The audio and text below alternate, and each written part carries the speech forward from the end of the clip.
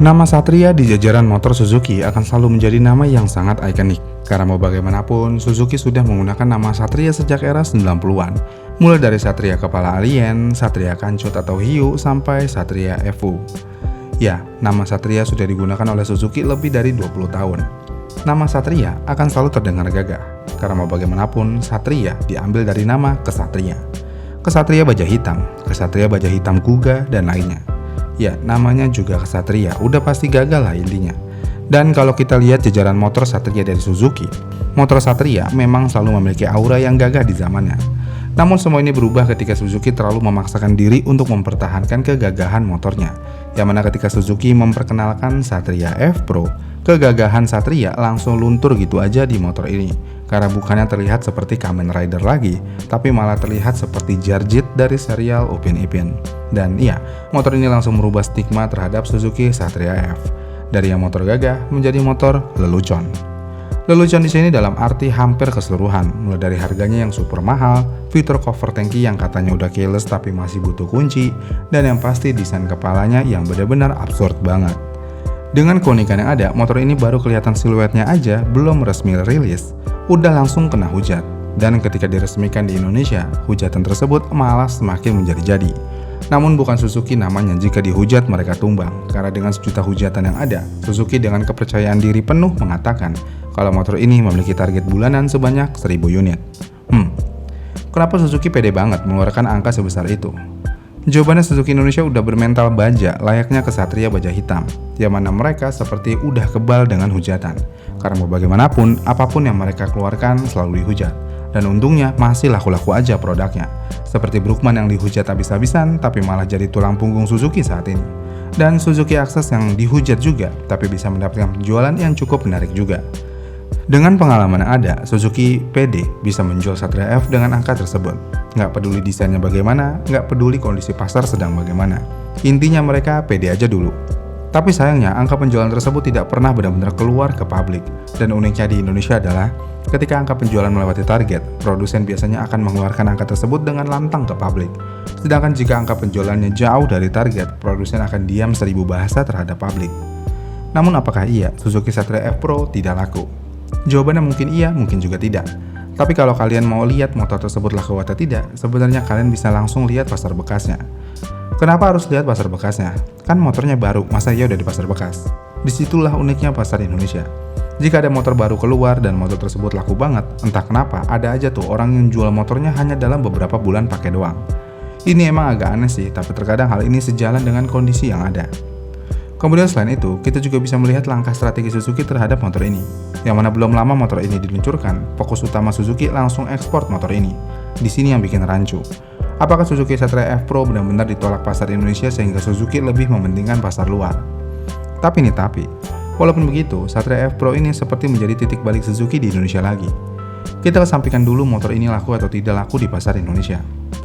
Suzuki melakukan ekspor Satria F sebenarnya bukan pertama kali, karena sebelum generasi Satria yang ini, Suzuki sudah melakukan ekspor terhadap Satria ke beberapa negara. Namun jika dilihat kuantitinya cukup kecil, yaitu di bawah 10.000 aja per bulannya. Namun ketika Satria F Pro keluar, Suzuki langsung memiliki target yang luar biasa, yang mana diketahui Satria F Pro akan diekspor dengan jumlah 150.000 unit per tahunnya. Ya, ini adalah angka yang cukup besar untuk pasar ekspor. Dan entah kenapa, Suzuki lagi dan lagi yakin banget sama Satria F Pro ini di pasar ekspor maupun pasar lokal. Bahkan kalau kita lihat data yang ada, walaupun ini data estimasi ya, negara tujuan ekspor Suzuki Satria sebenarnya nggak sebanyak itu penyerapannya. Misalnya negara utamanya adalah Filipina. Filipina adalah negara yang memiliki penyerapan paling banyak, yaitu sekitar 70-80%. Namun dengan angka presentasi yang besar tersebut, Filipina hanya bisa menyerap 2.800 sampai 4.000 unit Satria aja per bulannya, dan ini angka untuk semua varian.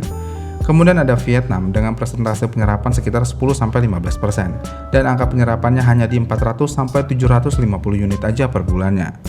Terakhir ada Malaysia, Laos, dan Kamboja, yang mana ketiga negara ini hanya bisa menghasilkan penyerapan sekitar 5-10% aja. Dan untuk angkanya hanya di 200-500 unit aja per bulannya. Dan untuk pasar Indonesia sendiri, dalam beberapa waktu terakhir, Satria hanya bisa terserap sebanyak 200-300 unit aja per bulannya.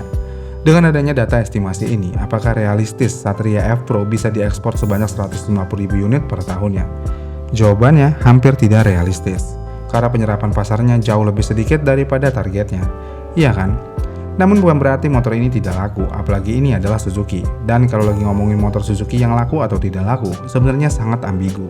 Karena kita terkadang bingung di mana titik lakunya, di mana titik tidak lakunya. Karena motor yang terjual 3.000 unit per bulan aja, itu udah masuk dalam kategori motor yang paling laku untuk Suzuki. Sedangkan di Honda nih misalnya, jika motor Honda terjual 3.000 unit per bulannya, motor tersebut udah hampir mendekati ajalnya, karena hampir pasti motor tersebut akan disuntik mati. Sedangkan di Suzuki malah menjadi tulang punggung. Ini yang bikin bingung jika membahas motor Suzuki itu laku atau tidak laku. Tapi secara garis besar, bisa disimpulkan dengan beberapa faktor yang ada. Sepertinya, Suzuki Satria F-Pro memang kurang laku dan diminati di pasar Indonesia. Apalagi kalau kita melihat pasar motor ayam jago atau underbone saat ini di Indonesia. Yang mana pasar ini benar-benar udah hampir punah. Karena emang dikit banget market share segmen ini. Yang pada akhirnya adalah Satria F-Pro bisa kurang laku karena banyak faktor yang mendukung motor ini supaya kurang laku. Mulai dari segmennya yang udah kecil banget, desainnya yang cukup aneh, fiturnya yang aneh, dan harganya yang aneh juga. Motor beginian dijual 35 jutaan, dan di rentang harga 35 jutaan saingannya terlalu banyak. Nambah 5 juta udah bisa dapat Yamaha R15 V4, yang mana motor ini jauh lebih bagus dan baik daripada Satria F-Pro. Kalau mau di segmen Matic-nya, nambah 5 juta udah bisa dapat Aerox yang varian turbo. Dan di pasar bekasnya dengan 35 juta kalian udah bisa dapat motor 250cc secara bekas. Kasarnya Satria F-Pro udah benar-benar mati jika dijual dengan desain yang begitu dan harga segitu. Mungkin aja kalau dijual di harga 25 jutaan motor ini bisa laku. Tapi hal itu mustahil dilakukan. Karena ya mana mungkin motor begini bisa dijual dengan harga 25 jutaan doang. Iya kan? Satria F-Pro adalah motor Satria F paling menyedihkan secara desain dalam sejarahnya. Dan sayangnya, mungkin Satria F-Pro juga yang menjadi paling menyedihkan dari hal penjualan karena sampai saat ini belum ada angka pasti mengenai penjualan Satria F-Pro. Jika dikombinasikan secara keseluruhan, jelas motor ini adalah motor yang cukup menyedihkan dari Suzuki. Dihujat sana-sini, penjualannya mungkin tidak sesuai harapan, tapi target di motor ini terlalu besar untuk kapasitasnya. Gimana nih menurut kalian? Apakah Satria F-Pro tidak laku atau memang laku-laku aja? Udah berapa banyak ketemu di jalan sama motor ini? Komen di kolom komentar di bawah ya, dan sampai jumpa di video selanjutnya.